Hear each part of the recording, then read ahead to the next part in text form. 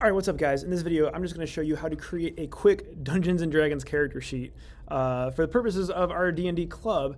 And just without needing to know too much about your character sheet, let's create something quick so you can get playing in a game as soon as possible. So, the website that I'm going to use is just called fastcharacter.com. You should be able to access this from any device, provided you're not on the school Wi-Fi. The school Wi-Fi blocks it because it's related to playing games. Imagine. So, fastcharacter.com. This creates this Dungeons & Dragons 5th edition characters, which is the edition that we are playing in the club. Some of this information is optional. You can put in your player name. You can put in whatever. And now you get to the good part, right? So let's go ahead and click on race, and we're going to pick what race we're playing. That's like, are you playing a human, an elf, a halfling, a dwarf? What are we playing? So let's say that I wanted to play a wood elf. There's a lot of other races in here, like tieflings and dragonborn, and then you scroll down, there's even cooler stuff. I'm sticking with basics for now.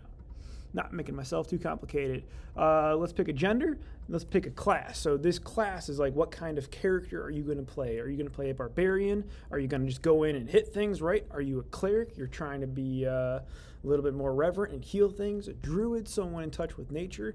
I'm going to say that I am going to be a fighter. No, let's be a sorcerer, actually. That could be kind of cool. I'm going to be a sorcerer.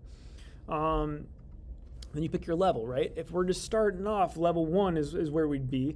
But depending on the campaign you're joining, you might want to create a level 2 or 3 or a level 20 character, right? Let's say that the campaign I'm joining a little late, and maybe they're already level 3, so it'll automatically create some more stuff. Add magic items to gear and stats. Let's leave that for now. And boom, let's hit it, generate character. So this is going to give us a cool, already filled out, awesome character sheet. What we would want to look for now is the few things that we want to write down on a piece of paper or our own notability document that we need to know to play. So, first few things I want to look at are my stats. I have 6 stats: strength, dexterity, constitution, intelligence, wisdom, and charisma. Go ahead and write down each of these modifiers, the +0 or -1s, and make sure you know which stat is which. So write down those 6 numbers. Strength +0, dex +2, constitution +2. There might be a time when you need to make a constitution check or a strength saving throw. You want to know those numbers. Over here I have skills, right? Skills are the stats, but more specific. For instance, I can see that I am proficient, this little asterisk, in deception. So deception is a charisma ability, but I add my proficiency to it. My proficiency at level 3 is +2.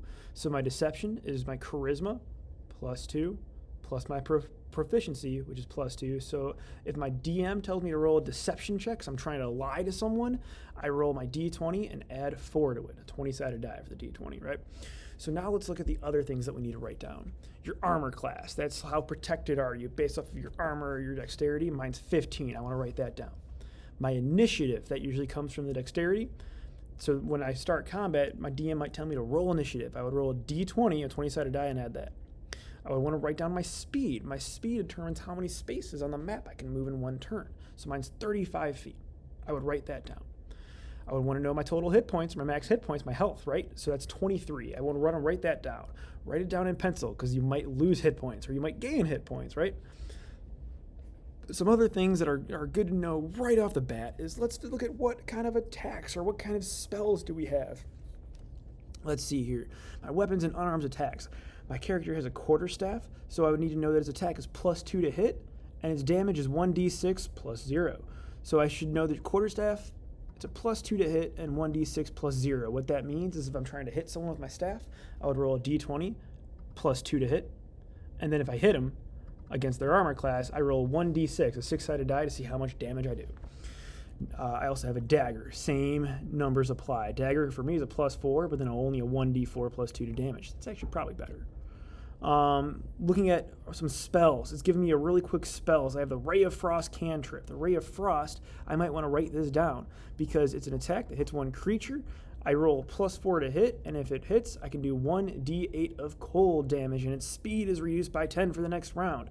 So those are probably some things that are good to know. Aside from that, I might want to know my spell attack modifier, my spell save DC, in case my DM asks me for it, and then here are the other spells that my character would know.